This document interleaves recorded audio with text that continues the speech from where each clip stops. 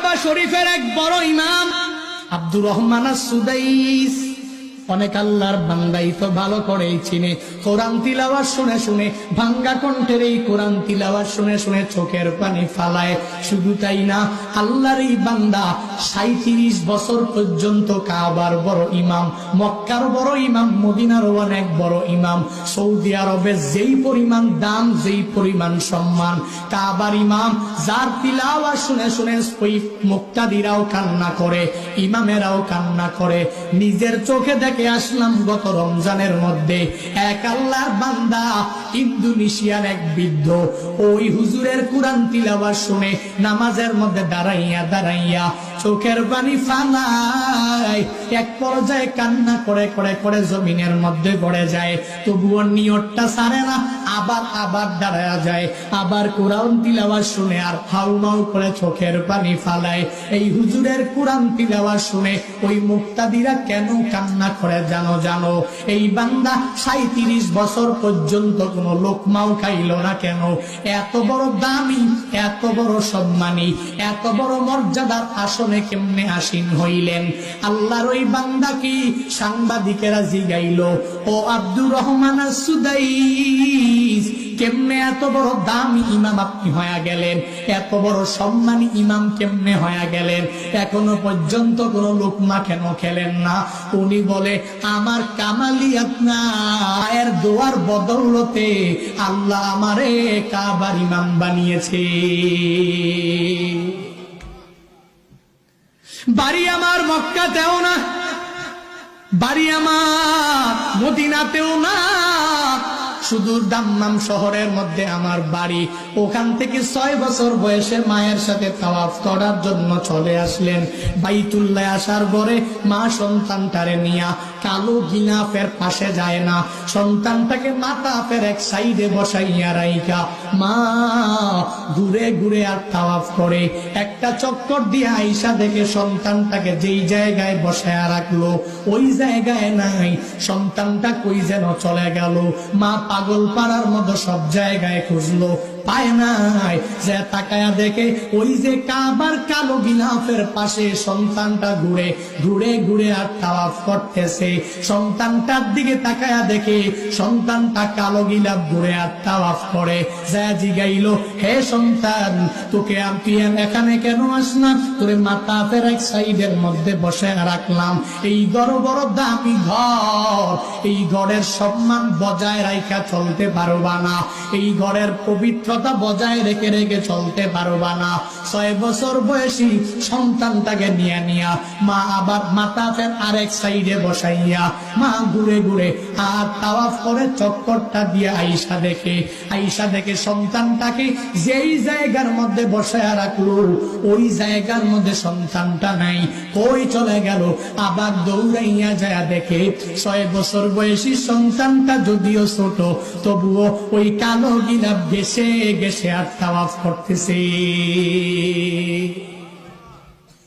মা ডেকে বলে, তুমি অনেক ছোট, এই কাবার পবিত্রতা বজায় রেখে চলতে পারবি না।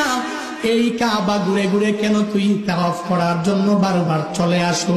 আমি তোরে মাথাফের এক সাইডের মধ্যে বসায় রাখলাম, কেন তুই ঘুরে ঘুরে তাওয়াফ করার জন্য পাগল পড়া হয়ে যাও? কাবার ইমাম আব্দুর রহমান আস-সুদাইসি মাত্র 6 বছর বয়সী মাকে ডেকে বলে, মা, কেন আমি কাবার কালো গিলাফ ঘুরে ঘুরে তাওয়াফ করি জানো? দাম্মাম শহরের মধ্যে যত দামি দামি ঘরের দিকে আমি তাকাইলাম, দাম্মাম শহরের মধ্যে কত বাড়ি আমার জীবনে দেখলাম, কিন্তু এই বাইতুল্লাহর মধ্যে জীবনের প্রথমবার যখন আমি চলে আসলাম, এই বাইতুল্লাহর মতো এত সুন্দর ঘর আমি মনে হয় আসমানের নিচে জমিনের উপরে আর কোথাও পাই নাই। এই ঘর এত সুন্দর, যতই দেখি ততই ভালো লাগে, যতই দেখি ততই তো মজা লাগে। কারণ কেন লাগবে না? কারণ এই ঘর যদিও কালো, এই ঘর তো দুনিয়ার কোন বান্দার ঘর না, এই ঘর কোন মেম্বার অফ পার্লামেন্টের না, এই ঘর কোন মন্ত্রীর না, এই ঘর একজনের ঘর, চিল্লা বলো তার না। ওই ঘরের মধ্যে মুমিন কামিল জীবন বান্দা ওই বাইতুল্লাহর পাশে গিয়া গিয়া গিয়া গিয়া জীবনের প্রথমবার যখন তাকাবে, বান্দা চিন্তা ভাবনা তখন করে ফেলবে, এই তো দুনিয়াতে বাইতুল মুকাররমের মধ্যে পশ্চিম দিকে ফিরে নামাজ পড়লাম, এই সেই বাইতুল্লাহ।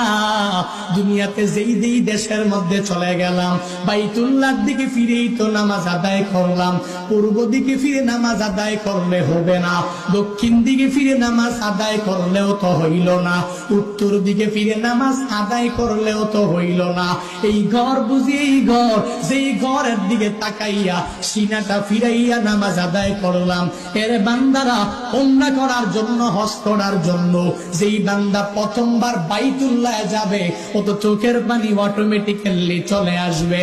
এজন্য তো বলি, ওই বাইতুল্লাহ কি সম্মান করে 6 বছর বয়সী বাচ্চাটা ডেকে বলেন, ও মা, দুনিয়াতে যত ঘর আমি তাকায়া দেখলাম, কিন্তু এই ঘরের মতো দামি ঘর আমি কোথাও দেখি নাই, এই ঘরের মতো এত সুন্দর ঘর আমি দুনিয়ার কোথাও খুঁজে পাই নাই।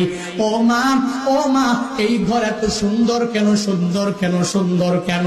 ওই মা সন্তানটাকে এক হাত দিয়া মাথার উপরে সন্তানের হাত রাখলেন, আর একটা হাত কালো গিলাফের মধ্যে লাগাইয়া আল্লাহকে ডাক দেয়, আর মালিকের দরবারে বলে দেয়, ওরে দয়ার মালিক, আমি আব্দুর রহমানের মায়ের বাড়ি মক্কাতেও না, আমার বাড়ি মদিনাতেও না, আমি মদিনার নবীর বংশ ধরেও কেউ না, বরং দাম্মাম শহরের মধ্যে আমার বাড়ি। ও আল্লাহ, আমি মক্কারও না হতে পারি, মদিনারও না হতে পারি, কিন্তু আমি মায়ের দোয়া তো তোমার দরবারে ডাইরেক্ট কবুল হয়ে যাবে।